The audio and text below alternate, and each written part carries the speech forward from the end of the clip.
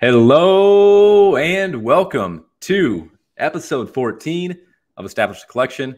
I am Cody Main, joined as always by my co-host, Gary Hartman. Gary, how's it going, buddy? The Greek Freak. Oh my God. Did anything happen in the sports world tonight? Anything interesting happen tonight? It's almost 1 a.m. Eastern my time, and I'm just ready to go. I just burst open a seltzer with alcohol in it, the green one for the Bucks. I'm just ready to go. Got my Giants champions hat on just to celebrate champions, because that was, my friend, a championship performance if I've ever seen one. Giannis Antetokounmpo of the Greek country, Greece. Yes, Greece. That man just dropped a 50 burger to win his first title at age 26, doing things that it was an all-time performance. Legendary. It's the only way to put it. And we're both amped up, I think, right now. Yeah, I mean, we're both buzzing. It's funny because we were just lamenting the fact that we weren't going to have basketball after our podcast, and we just recorded episode 13 last week, and there was no basketball on our TV. And we're just lamenting the fact that there's nothing on our TV to watch, and we get an all-time finals performance from Giannis. So, yeah, to say legendary might even be an understatement. 50 burger in a closeout game, Game 6 against Chris Paul and the Suns, and then after the game, him sitting there, just dead ass exhausted in the chairs courtside. The shouts out to his brothers. The funny quote, the funny little comment to Chris as he's doing his Finals MVP acceptance speech. Hey, we did it, bud, didn't we? Yeah. It was all incredible. Truly an iconic performance for a 26-year-old Giannis. It's just insane. Yeah, impossible not to root for. And I've always felt that way. I know we were just talking a little bit off air. Just from a basketball standpoint, you might have felt a little threatened by Giannis as a LeBron guy, but I think he's even won you over now. But as a guy, impossible not to root for. Yeah. Doing this at 26, we'll talk a little bit about this in a couple minutes, just what this means for legacy, what this means for cards, just what it means for everything for this guy.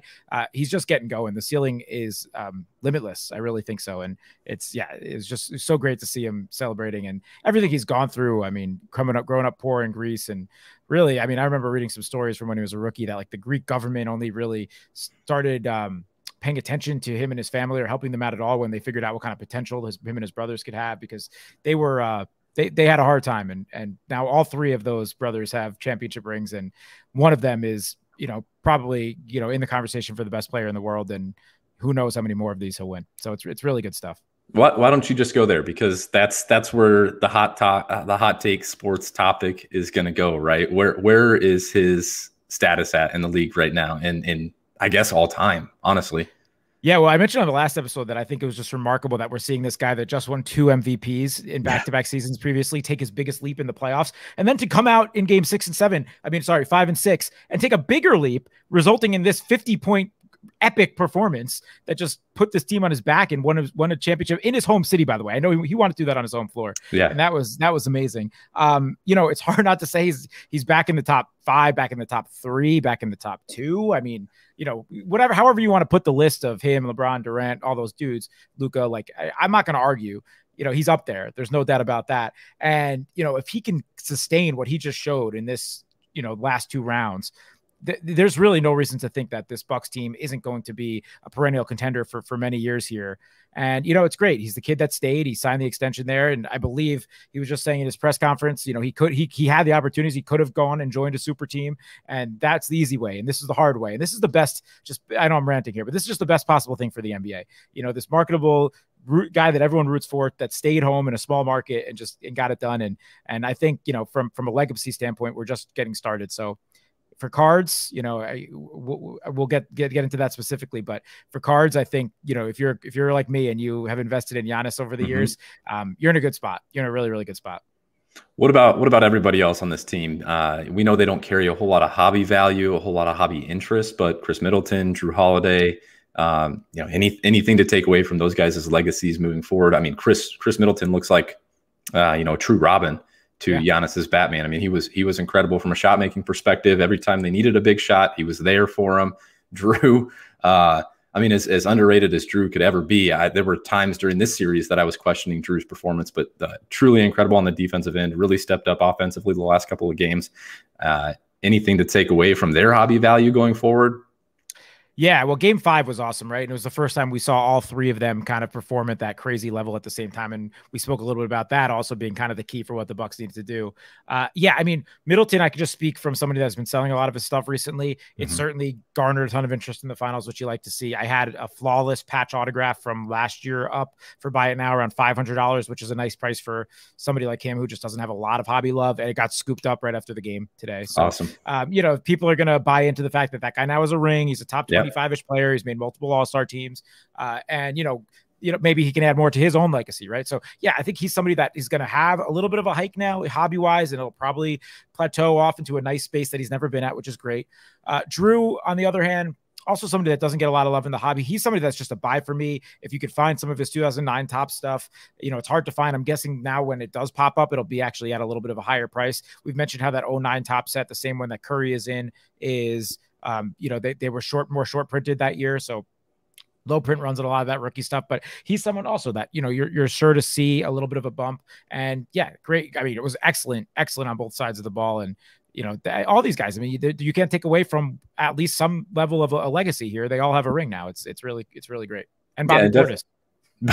Bobby Portis. I posted the tweet. Who would have had Bobby Portis holding the mic to end the NBA season? I mean, it was his name being chanted in Milwaukee was something else. You know, Bobby Portis played incredible tonight.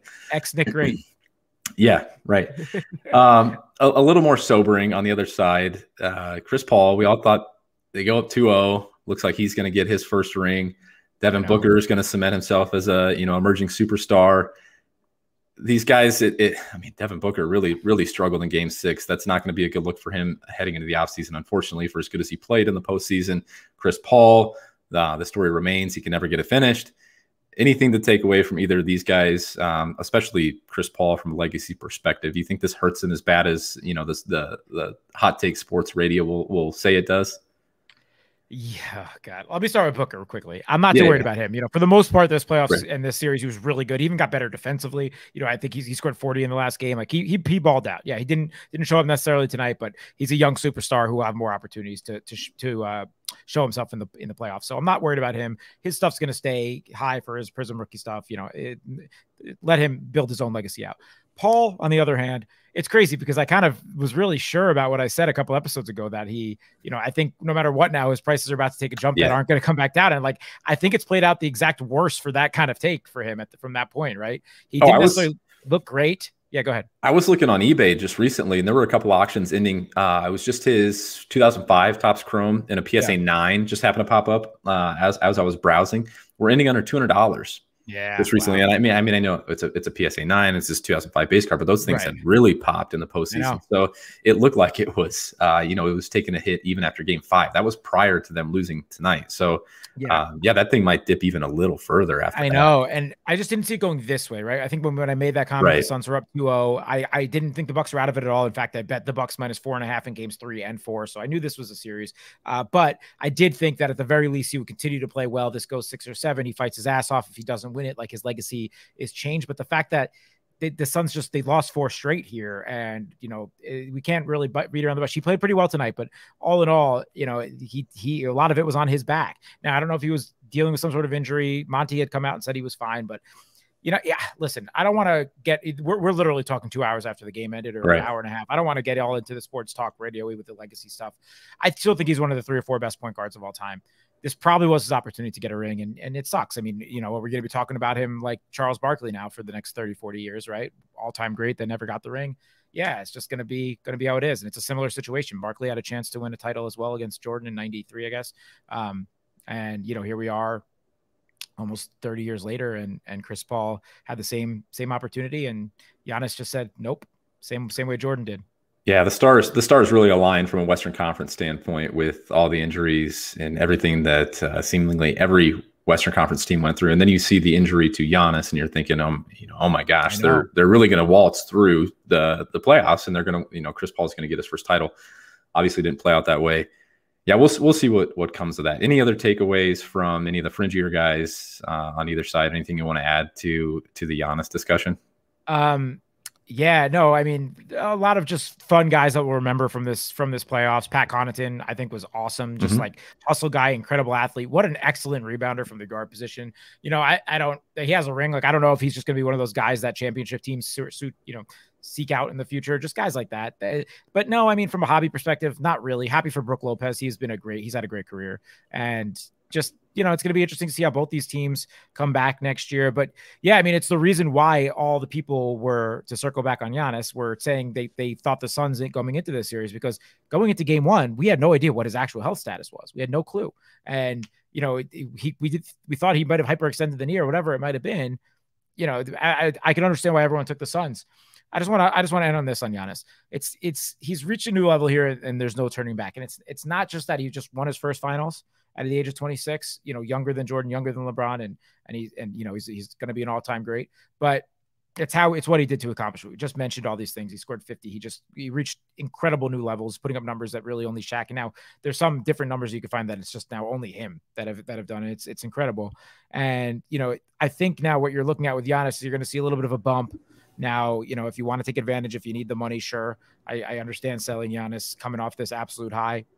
But I do think now it's kind of like just a retirement fund. You could sit on Giannis stuff, like high end Giannis stuff, like some of this crap here. Like, you know, I've showed you, I have some of his Prism rookie stuff, like even just flawless patch autograph stuff like this. Like, this is going to be like his high end stuff, like LeBron exquisite. These are the type of things that you'll have from Giannis with the Panini. You have a white sparkle here, you know, some of this really short printed things like that. The rookies, this is going to be his flagship card, the base. You know, this stuff is just sit, let it hang. And, you know, if he wins another, you know, even if he doesn't, you know, he's going to be on that pantheon now, just for having the one ring. We'll see how many more he can grab, but the numbers, the regular season numbers are going to continue to be there as long as he stays healthy. You know, he's a freak. He's the Greek freak. That's it. It's crazy. It's crazy when you remember he's 26 years old. I mean, he's doing all this at 26, finals MVP, finals win, 2-time MVP. Crazy stuff from Giannis. Yeah. All right, let's get into today's hobby news and notes, and seemingly becoming a fixture on this show, Collector's Universe, PSA, Nat Turner. It's their world, man. We're just living in it. So it was announced this week, I believe, last week, that Joe Orlando is stepping aside as CEO of PSA, and Nat Turner is going to take over.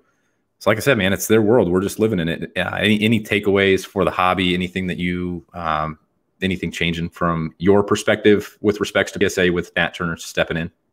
No, I mean, it's just, as we mentioned this a couple of weeks ago, I think when we talked about them buying Golden, it really just feels like Nat Turner's taken over the entire sports collectibles industry and kind of trying to run with it. It's interesting that he's choosing PSA to step in as the actual CEO of, now that they've been acquiring all these companies, and he has so much on his plate. You know, I'm sure he's obviously going to have to be more involved with the day-to-day of that specific piece of his empire, right? So you know, I mean, I don't know what kind of changes that will actually mean for PSA, but it is interesting that he said, hey, this was the big acquisition, we're putting everything under this Collector's Universe umbrella, and I'm going to step in and be the CEO, be hands-on. I think it's a good thing overall. I think he has a good grasp on what as a member of the hobbies himself and as a collector himself, you know, if somebody like me, you like to see that somebody that understands it and gets it is at that head honcho position. So I have no problem with it, and it'll be cool to see what kind of changes PSA makes over the years and coming up here, and as tiers kind of open back up for the everyday collector. Yeah, definitely. Still working through backlogs, still kind of unsure what is going to come of the tiers reopening. Will there be any price adjustments on the lower end type stuff? Will they help kind of quench the thirst of collectors that need to get stuff graded? I know there's still people, I see the messages on Twitter and the tweets. People have stuff that's backlogged from October yet. So I know there's some frustration there. Yeah, that's right. Yeah, we got one of them on the show. By the way, I just checked out that order because it's finally moving through the backlog a little bit. It's an assembly now, so I should get the grades popping soon. If and when we do, we'll do a little reveal and everything. But in that like 250 card order, I have 35 Giannis cards in there. So we'll see. Which is good. It's exciting. There's going to be a few of those flooding on eBay. Yeah, right. Exactly. It's a lot of like this, just like his silver prisms from different years and things like that, because it was the ultra modern, so it couldn't be anything too high value. But still, I mean, these are silver prisms from his MVP years. They're going to be good cards in my opinion, long term. So, you know, it'll be fun to see how those end up.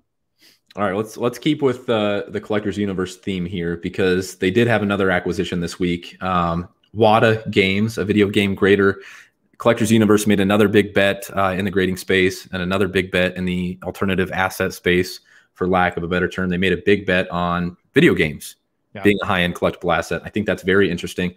Honestly, it makes a ton of sense from their perspective for a lot of the same reasons that you and I and that Collectors Universe believes in sports cards, right? Playing into the nostalgia.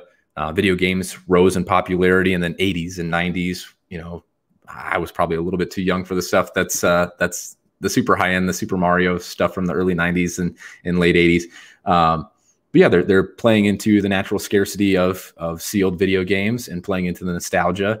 And when you add the component of these things being graded, it adds another level of scarcity, and you're chasing these high end graded sealed video games. So you and I have talked off air a little bit about it. Neither of us are experts in the graded video game space, this brand new emerging market type stuff. But any takeaways from Collectors Universe acquisition of video game grader WADA? No, I'm fascinated by this. And like, I get that I shouldn't be, because as you just mentioned, it's the same reason that we're all crazed by this sports. You know, we're assigning value to just pieces of cardboard with someone's picture on it. So at least this is a physical, tangible thing that people can play. But I'm fascinated by it. I didn't know people were grading these things. I'm super intrigued by the Super Mario 64 sale from a couple weeks ago, because that went for $1.56 million. Yeah, insane. I get a 9.8 grade. That's the first video game I ever played. So for Hanukkah, for my 5th birthday, my parents got me an N64 with Super Mario 64. And so I have a very like nostalgic of my own view of that game. It was the first game I ever played, first game I ever beat. I still think I have it, but obviously opened and from, 20 years ago. But I can't believe that an N64 game that I played when I was, 6, 7 years old, it just went for $1.5 million in a perfect condition. Like, it's just, I'm still wrapping my head around that world, but it obviously makes sense for PSA to get involved, because people are grading these sealed games. So, yeah, Nat Turner obviously has to have his hands on it as well. Again, when you think about it, it adds all of the components that we love about sports cards: cultural relevance and impact. Things like the Jordan and the Honus Wagner and Wayne Gretzky, all those guys anywhere, Mickey Mantle, everyone.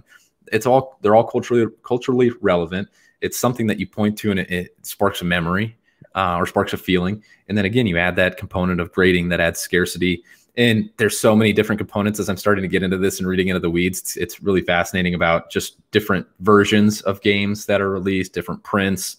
There was like a Tetris game that was released that's super high end, because there was only so many copies of this Tetris game released. And you think about Tetris and how many copies of that game, must be in the hands of people from back in that era.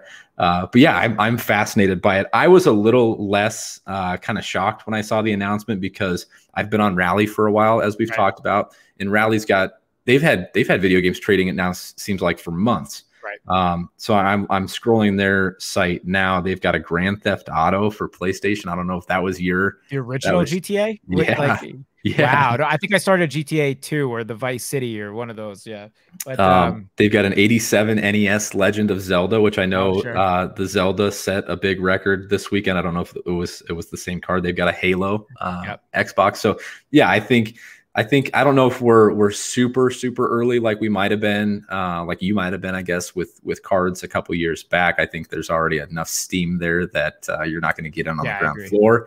But if that's your bag, man, I can't promise that we're going to be talking about graded video games on the show, but it's very interesting. And obviously, if you're here, you're into collectibles, and maybe video games sparks your interest. Yeah, and it's funny, Rally is the first place I saw any of this as well. And like, I was fascinated by both the video games. They do like the first edition Macintosh and like iPods and stuff, field, and like that stuff I also kind of get. That almost makes a little bit more sense to me than, for like the techies, and like, so that's the kind of stuff that ends up in museums sometimes. So it all is just kind of this crazy collectibles world that we're living in now. And, as we've mentioned, nostalgia for people in their mid 20s to, mid 40s. And it's, it'll be fun to see whatever else pops up over the next 10 years or so. We'll, I guess in like 2035, we'll see like a sealed Minecraft game or something like that. Who knows? Who knows how this stuff's gonna go.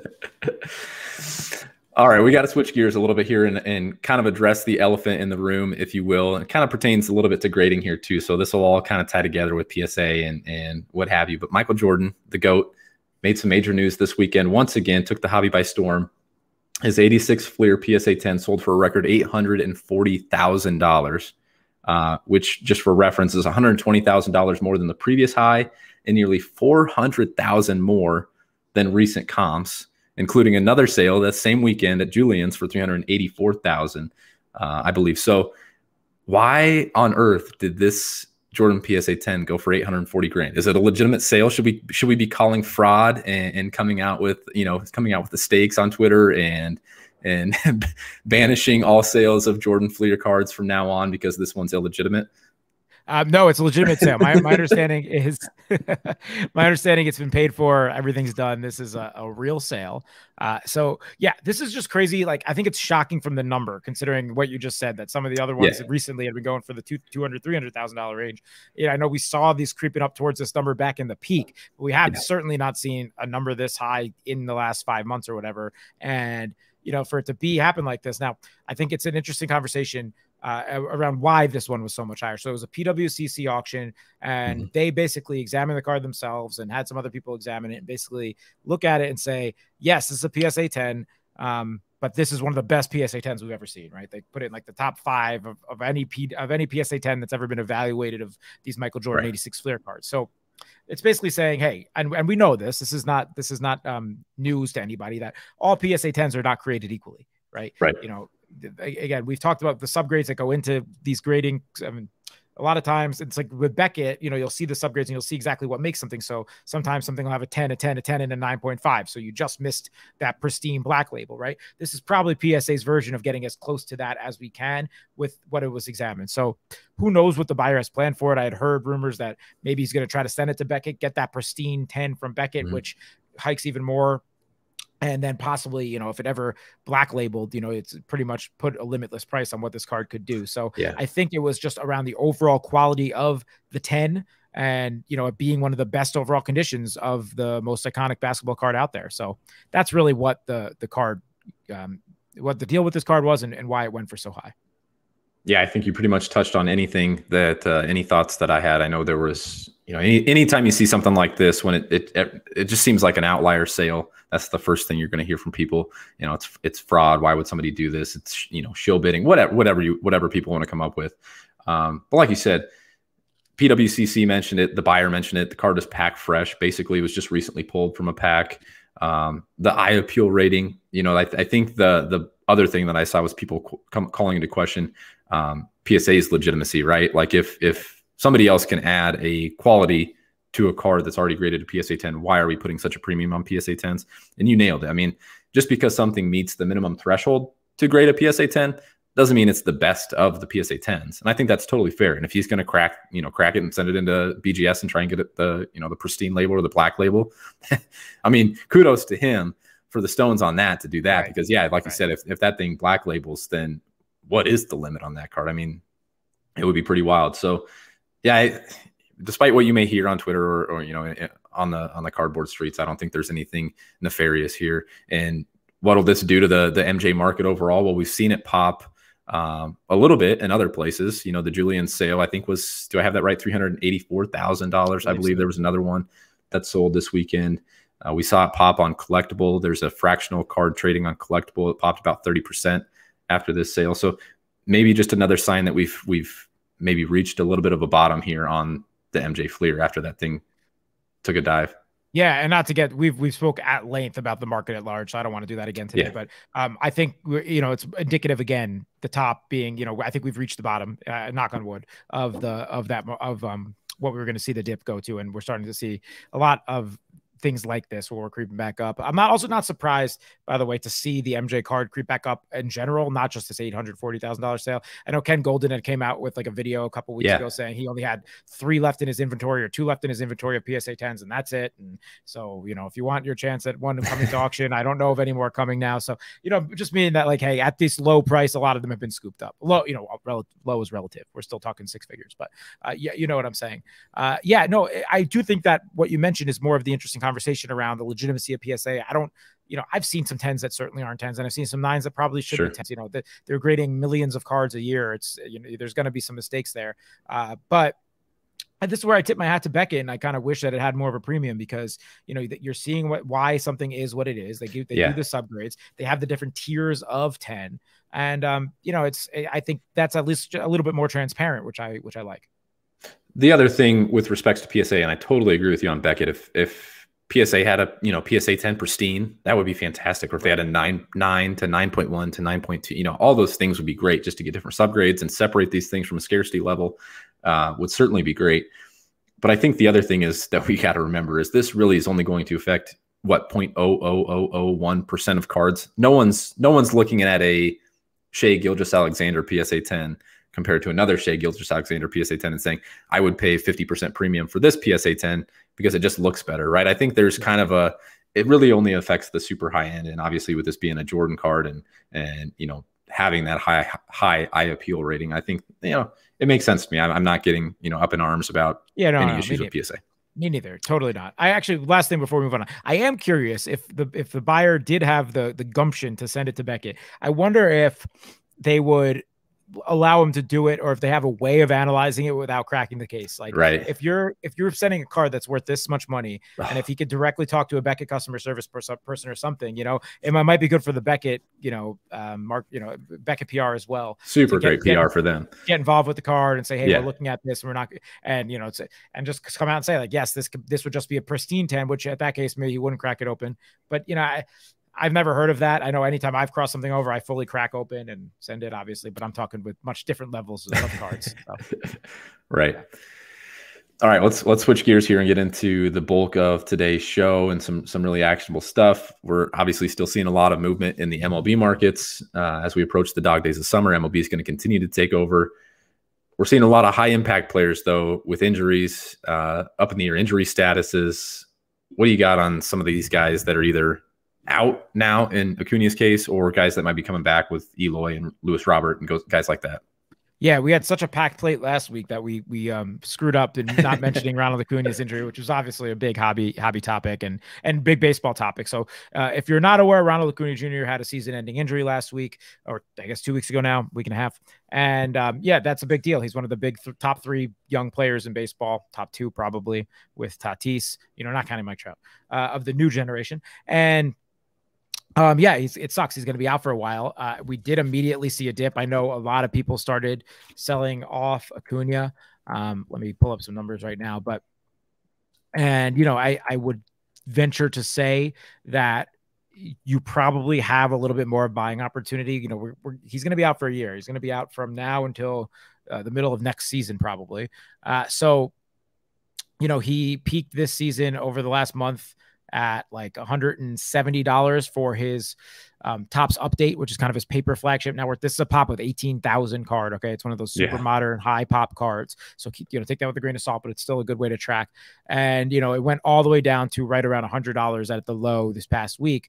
So you'll see those probably float anywhere from that $100 to $120 range. But I would say as this season goes on here, and even as we hit the off season, you might have some opportunities as people are concerned about the injury. Maybe before you hear the stories that he's back on the field, he's back running. I think you have a long window here. Monitor the market on your own. See when you feel comfortable driving in and buying the dip. But I certainly think you're going to have a long window here where his market's going to go down to a point. It's going to plateau at a low point. You're going to have a kind of sustained window where it's going to kind of, you know, do little waves, but it's going to be much lower than it has been at any point over the last year and a half to 2 years. So take that for what it will. It sucks he's going to be out of the game, but you know, from a buying perspective, you probably have a little bit of time here. It's almost going to be impossible to pinpoint the exact great time to buy the dip though. Right. It's just too hard for such a long grind out sport. And we have an off season coming up. It's just, you know, it's too hard in my opinion. And I had his 2017 Bowman pulled up, just a slightly higher end card, but right. Kind of a base card there too. His 2017 Bowman Prospects Chrome card in a PSA 10. That thing over the last 3 months is down 53%. And free product placement here. We don't have any advertisements set up with Card Ladder. They're a great product. We've talked about them a lot on the show, but you can just set up a price alert for that card. Just watch it, set up a price alert. It's already down to $242. Wow. Yeah, which is crazy off its 3-month high of 552. Yeah. So right. down real big. But you know, if you want to set up a price alert for that card and see if it goes any further, or see if there's a certain dollar amount that you know you want to get in on, go for it. There's plenty of resources out there. And if you're just checking eBay daily or checking 130.2, some of these free resources, absolutely, you're going to find out when this market either shifts and goes back up or really hits a bottom, I think. But like you said, it's kind of a fool's errand trying to time this thing out perfectly.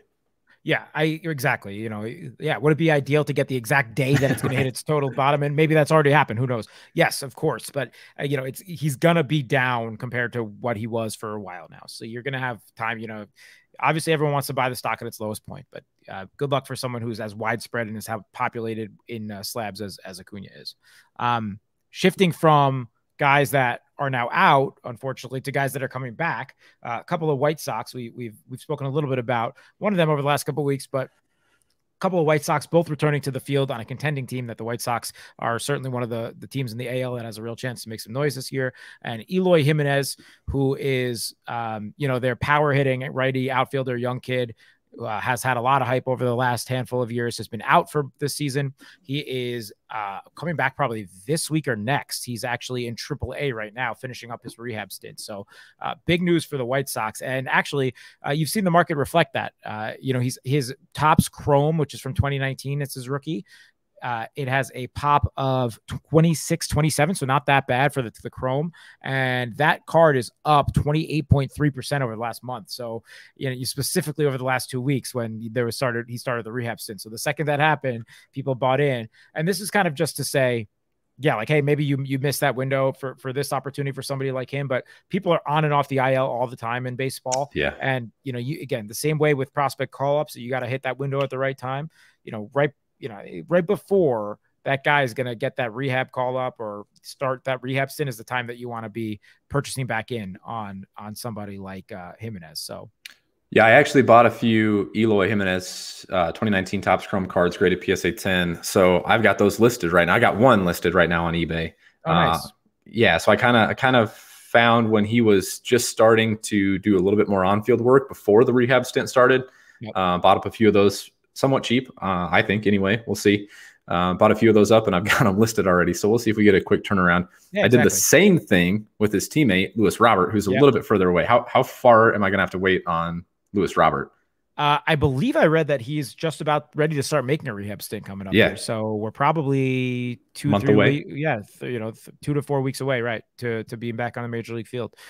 Very exciting for definitely the guy that was the top rookie in baseball last year from a hype perspective. A lot of young talent on that White Sox team. So, yeah, I mean, you know, I don't know if you have any numbers pulled up for him, but I know you said you had mentioned you had started purchasing a little bit. I want to say 2 weeks ago you were telling me. I did the same thing with Robert. It looked like he was a little further out there. I think there were even more question marks, just how quickly he was going to come back. And I was trying to decide what I wanted to do there. But I did buy up a few Luis Robert cards. His Bowman Chrome got super cheap. His Topps Chrome was super cheap as well. So I just bought up a few of those. I haven't listed any of those yet. And man, maybe you can talk me into their contending team. Maybe you can talk me into holding some of these guys through the postseason if they're going to make a run. It's definitely possible if they if either of those guys show a leap in a postseason, you know, getting to that potential level that everyone thinks that they have. I think you'll probably see, I mean, in their young careers, you'll probably see them reach new highs, especially on things like paper, Chrome, flagship type cards. Yeah. You know, the only thing I mentioned this with Robert is I still think you're going to see those pop counts keep going up and up. Because that same order I mentioned, the ultra modern order, I think I have like 10 Luis Robert paper rookies in that same order. So, and that already, the 2020 Topps paper rookie of his already has a pop of 7,900. That's going to easily hit the 5-figure mark over the next like 3 or 4 months as people get those October and September orders back. So just keep that in mind for the really highly populated cards. But, you know, Bowman Chrome refractors, if you have that kind of bankroll, Bowman Chrome autos, that stuff, I would say kind of maybe wait out, see what kind of playoff run they go on for sure. Perfect. Anyone else on the injury list that might be coming back? Anyone that you're keeping an eye on as far as their markets are concerned? No, just worth mentioning that we've spoken a lot about Jacob deGrom as a pitcher, having one of the all-time great seasons, one of the all-time great pitchers, was in the MVP race. He has a stint on the IL right now. So, you know, that's just something to monitor as far as that NL MVP race. It's something to monitor as far as card prices. This just happened a day or two ago, so you're not going to, I don't think you'll see too much big impact yet, but if it's something that lingers, and it's going to impact that MVP race or something like that, you might be able to, get a little bit of a discount on one Jacob deGrom. All right, let's keep this uplifting. No more injury talk. No more guys that are down for the season or hurt.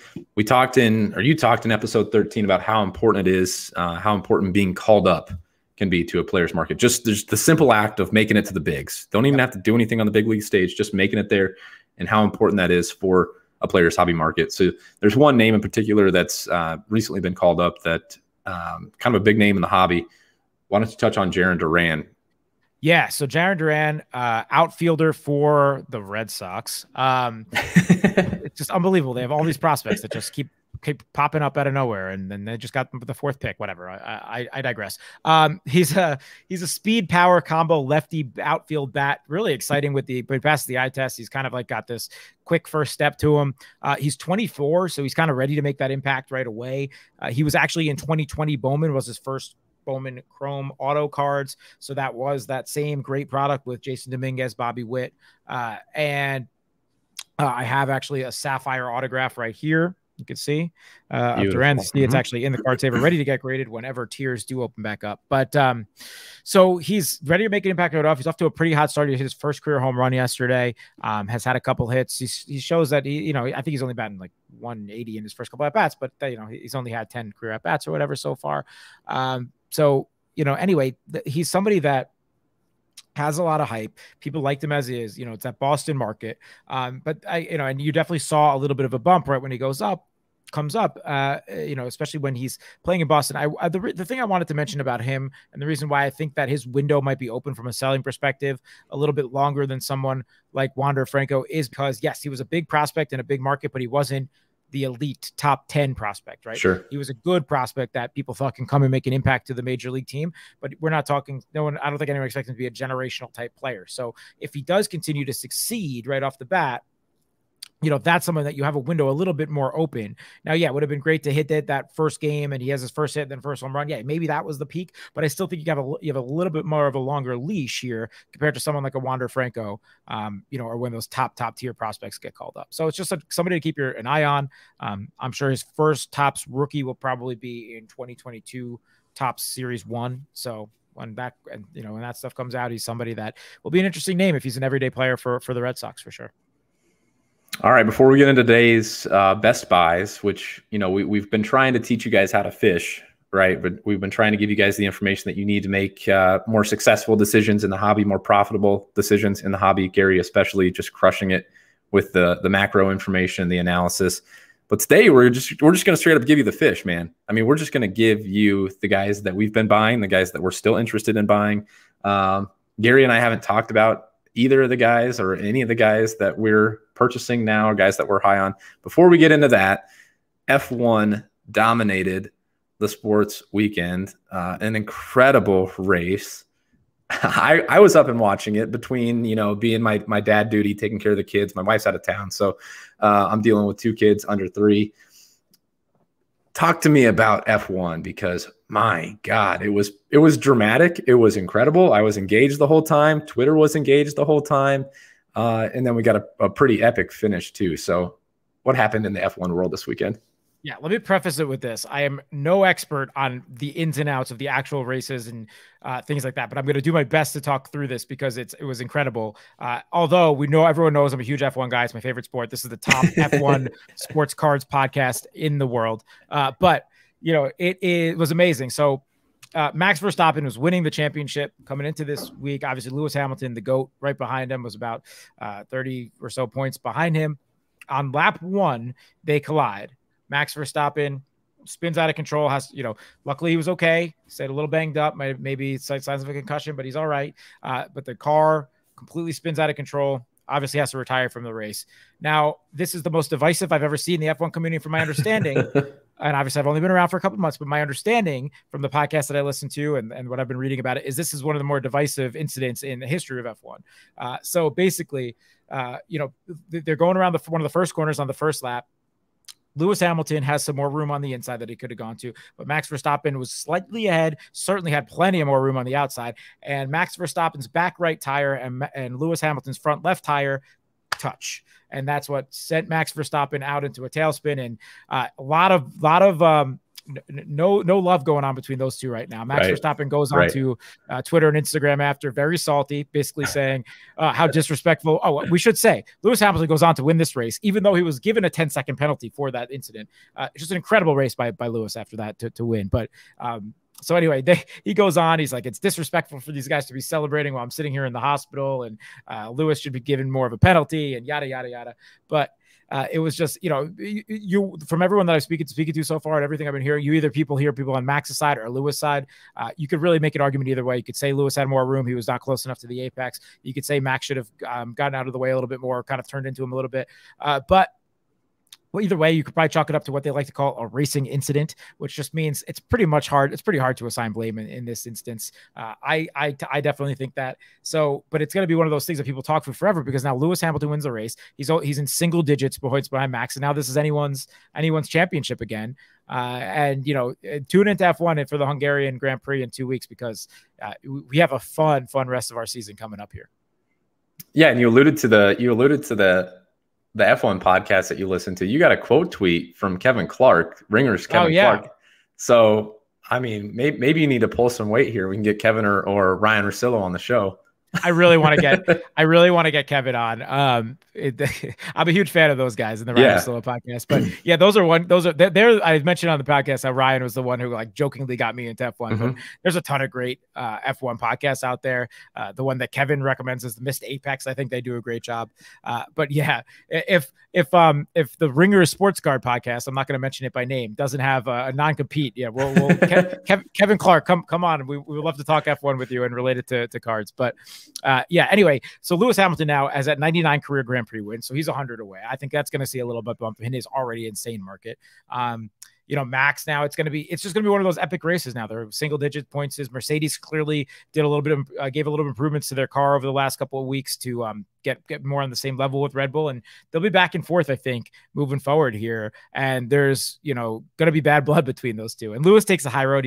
He plays that nice guy card, at least on camera. But I think that he could taste the rivalry as well. And I think it's going to be a very exciting couple of races coming up here for F1. I love it. I'm captivated. My son, who is just obsessed with anything motorized, cars, trucks, farm equipment, anything, he was captivated. Literally was just staring at the TV for most of it, as I'm trying to corral our 6-month-old daughter. So I'm sending him F1 cards. We're getting him involved. We're getting him involved in the hobby early. I'm going to send him some stuff. I love it. He's got to have it. All right, guys. Before we get into today's Best Buys, I need you to do something for us, right? We've been begging you. We've been getting on our hands and knees and pleading with you to subscribe, rate, and review the show. It's the least you can do for us. We truly appreciate you guys being out here every week. We take an hour of your evenings, an hour of your days, an hour of your work week for you to listen to us. And for you to repay us, we just want you to subscribe, rate, and review. And Gary's going to entice you with probably the best giveaway we've done. I know it's the best giveaway that we've done to date of the 3 giveaways. What do you got for the people that subscribe, rate, and review the Established Collection podcast? Yeah, so we mentioned, as a little tease last week, that we're going to give away our first slab. And going into tonight, this is what I plan on being the only giveaway. I'll start with this. I'm giving away the 1985 Topps. This used to be considered a huge baseball card. It's still a very nice slab. This was Mark McGwire's, considered his rookie card at the time. It was the 1984 USA baseball team of Mark McGwire. This is a PSA 8. So his rookie for the baseball team. I figure it's fitting. We've been talking a lot about baseball. We're about to enter the dog days of baseball. Plus, the Olympics are coming up, which have baseball back in it. So Team USA, this is a patriotic card. This is a timely card. This is a rookie PSA card. So a fun card to give away to our listeners. But I figure, as cool as that is, coming on right after the Bucks just win an epic championship, I can't just give away that. So I'm going to give away to the same lucky person is going to get both of these things. A little Giannis Antetokounmpo Prism lot. So I have here 5 different years of Giannis Prism cards, all in great condition that I'll give away. First is 13-14. So this is actually his second year. I'm sorry, 14-15. So this is actually his second year Prism card. And so I got one of those. We have one from 16-17 as well. And then we do have one from the last 3 seasons. So we have the most recent one, 2021, and then his 2 MVP years, 1920 and 18-19. So you'll get all of those. I'm even going to throw in this extra Spectra card with him holding the MVP trophy after all that. So you're going to get 6 Giannis cards, little Prism lot for you, in addition to the Mark McGuire PSA 8 1985 Topps USA Baseball rookie card. So I think a great giveaway.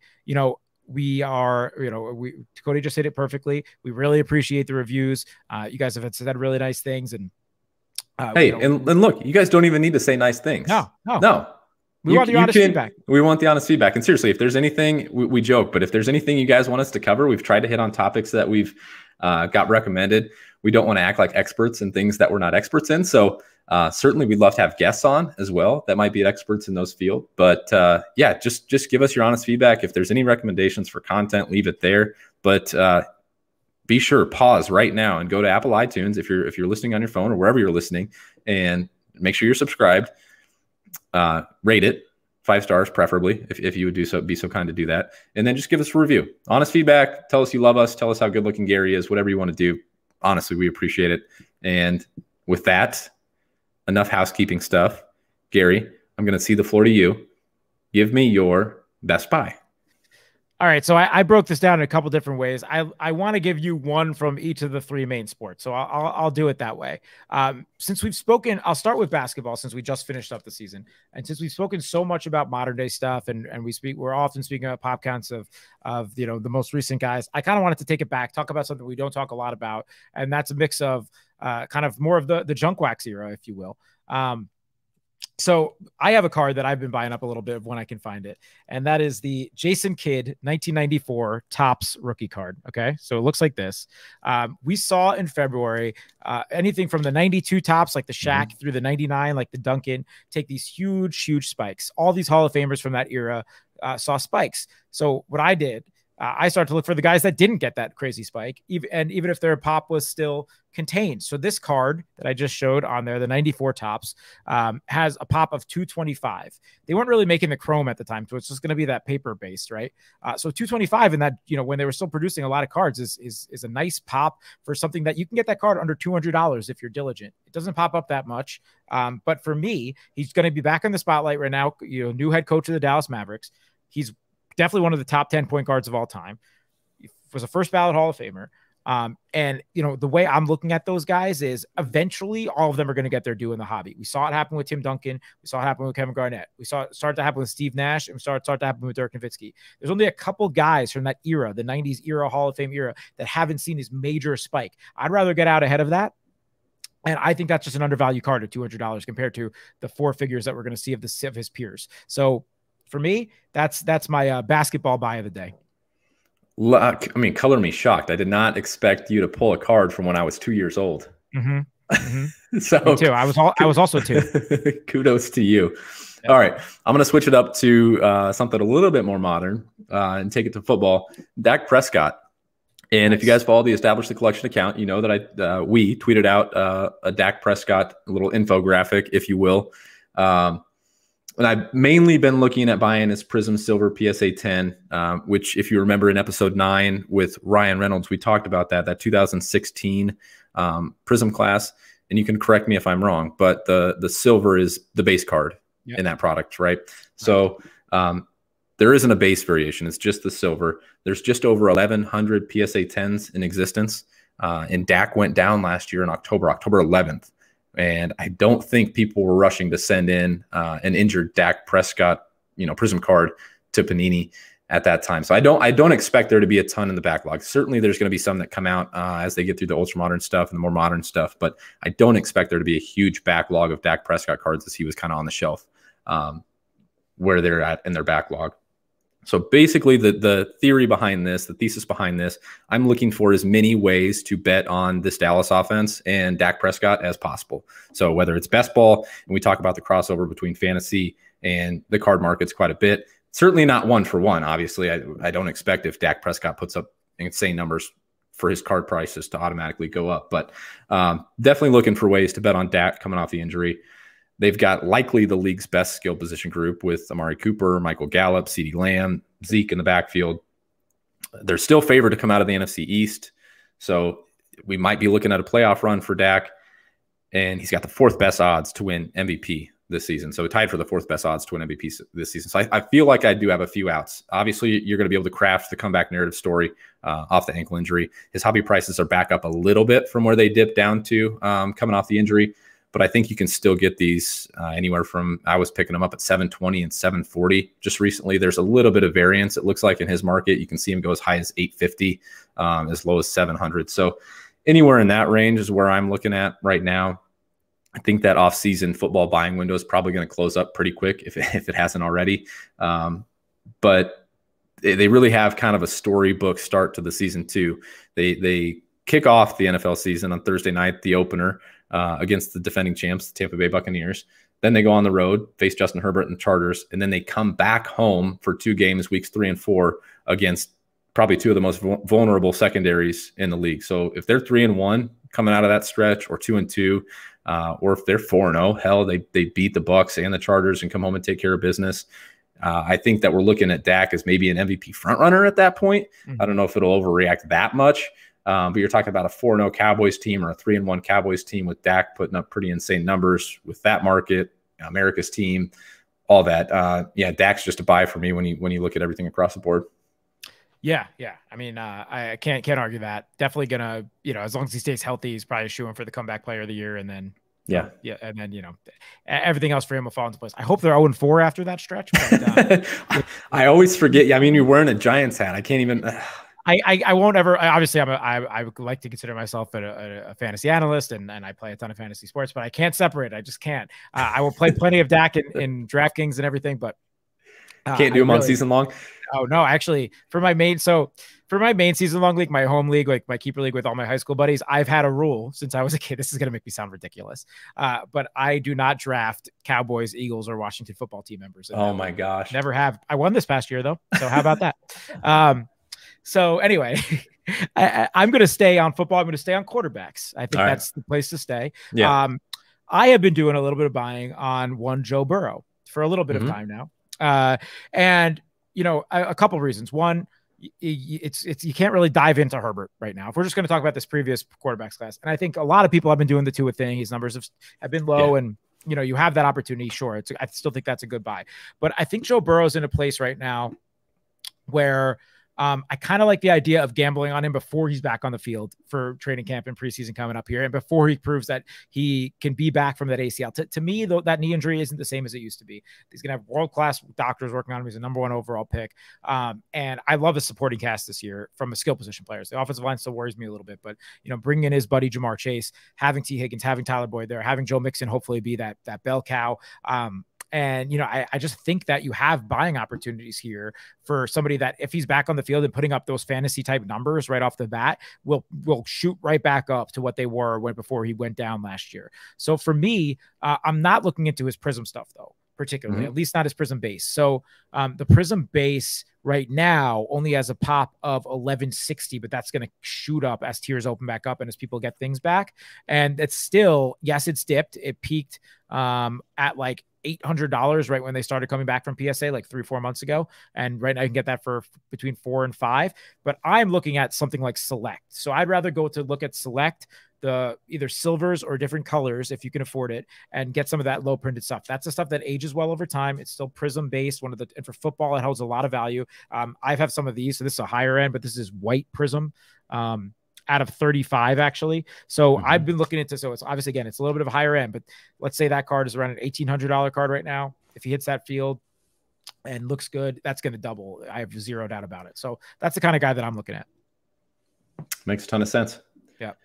All right, I'm really going to switch gears here too, because I've talked a little bit about UFC. UFC was kind of my original baby. I was really big into the UFC back in my teenage years, and into college, kind of fell out of love with it a little bit. But I'm getting back into it now that there's cards to collect from Panini. Panini's first year product just came out, as we've talked about, first year Prism product. They've got Select coming out, I believe, at the end of the month. So one of my favorite buys right now is going to be pretty obvious for anybody that's paying attention to the UFC, but Khamzat Chimaev, I can't say that 5 times fast, Khamzat Chimaev, just clearly the top rookie in Panini's class. You're looking at me crazy. Do you know who this guy is? No, but it makes me honestly, I'm gonna stop you there because that makes me feel really good because as I'm trying to buy cards and I'm submitting offers on eBay and looking at auctions, it sure as hell seems like the hobby knows who this guy is. I'm sure. Yeah. So UFC's a blind spot for me. For sure. Yeah, okay, that's totally fine. He's just very clearly, the driving force between Panini's, the driving force behind Panini's debut edition of the UFC Prism. We're already seeing huge prices for these guys' cards. Just, look them up after the show. Any of the colored parallels, you can't find them at a reasonable price, and obviously none of this stuff is graded. So, doing price discovery stuff on this on his cards are quite difficult. There's no PSA pop report to look at. There's, it's basically all at 130point.com and just, scouring through that stuff. But reason number one that I'm betting on Khamzat Chimaev is betting on him as a talent. So he is, if he's as good as he's looked for the rest of his career, he started 9-0, his professional career 9-0. He finished every single one of his fights. So 9-0 with 9 finishes. He ran through 3 guys in his UFC debut in 2020 in a 60-day period. So basically over 2 months, he ran through 3 guys, knocked out Gerald Meerschaert in 17 seconds, 1-punch knockout, just flat knocks this dude out. So incredible, electric guy.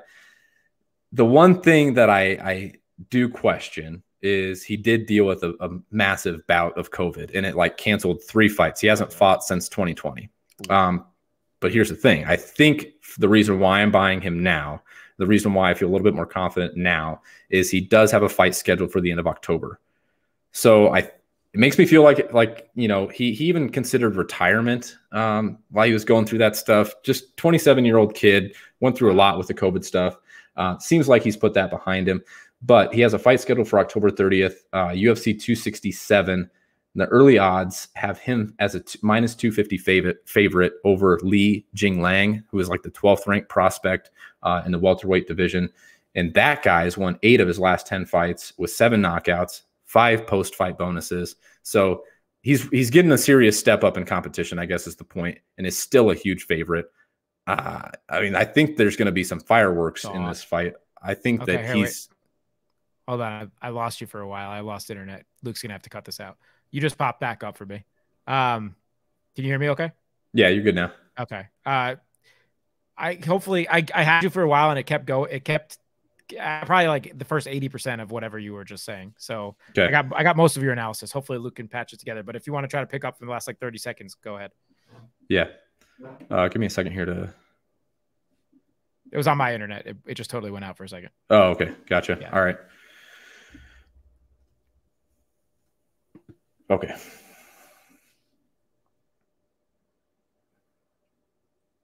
Sorry, Luke. All right. So Chimaev was scheduled to fight Leon Edwards, went through a bout with COVID, had some real serious fallout with this battle with COVID, actually considered retirement. He was actually favored in this fight against Leon Edwards. And just to take a step back, Leon Edwards is the 3rd rated prospect in the welterweight division. And this, relative unknown rookie in the UFC making his debut in 2020 is, a favorite against the 3rd ranked prospect. So clearly there's legit talent there. He's got a fight scheduled for the end of October against Li Jinglang at UFC 267. And the early odds have him as a minus 250 favorite. This Li Jinglang is the number 12 rated fighter in the welterweight division. He's won 8 of his last 10 fights, 7 knockouts, 5 post-fight bonuses. I say all that because I think this fight's going to be pretty electric. We're still 3 months away. I don't think the market's going to move in that direction towards Khamzat before the fight all that much. As we approach that fight and UFC that UFC 267 takes center stage, there might be a little bit of movement in his prices. But the reason I say that it's, the hobby knows his name, or at least UFC people know his name, because I've probably submitted an offer on every single colored parallel of this guy that's listed on eBay right now, and no one is accepting. No one is accepting. So I've got a few silvers. I'm not worrying about any bases right now, but I've got a few silver Khamzats coming. Seriously, if you are out there and you own a Khamzat, please come to me, because I want to buy it. And like I said, I'm submitting what I believe to be fair offers and just nothing. So the people in the UFC hobby, the people that are holding these cards definitely know their worth. The one concern that I have is just, that bout with COVID, and maybe he's a little bit too overhyped. But I think if he takes care of business against Li Jingliang, which he's a pretty heavy favorite to do so, I don't see too many fighters. And again, I'm not a UFC expert, but just looking at the roster, I don't see too many fighters in the welterweight division that he wouldn't be favored against. And there may potentially in the future be a welterweight title fight between him and Kamaru Usman. So if that happens, prices certainly are coming down from there. So yeah, switching things up, combat sports, Khamzat Chimaev. I love that. First of all, this is what Best Buy is all about. We're supposed to come out of left field with guys. I love Cody's inner meathead coming out. I know Cody used to be, big power lifter guy, probably got in the octagon here back in the day. So no, I love that. And he's fighting E. Gian Leon, you said, the former 6th overall pick of the Milwaukee Bucks in 2007, I think. So I'm really excited about that. No, that's great, man. And you know what? I was going to stop there, but now that we're going on obscure guys, there's an F1 parallel of this, like almost the exact same situation. So I just have to go with it.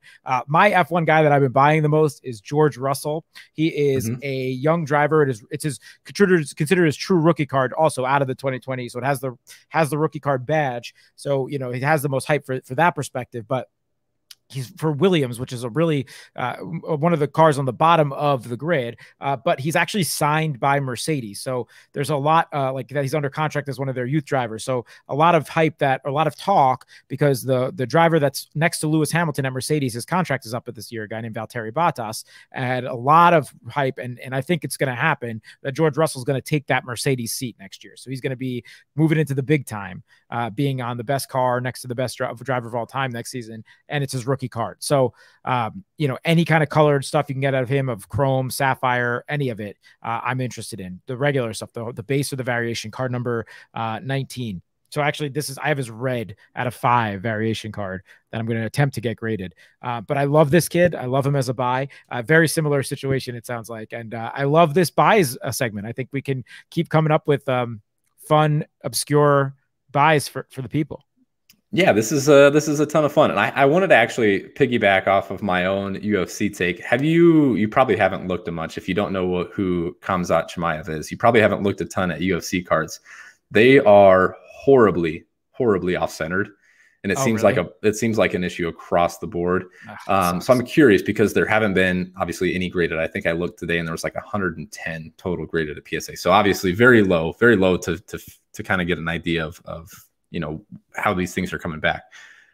How would you handle that from buying a raw perspective? Obviously looking at pictures on eBay, I'm trying to do the best I can to see a card that might, is aesthetically pleasing, buying the card over, what I think it might grade as, things like that. How would you handle that from just buying raw cards perspective?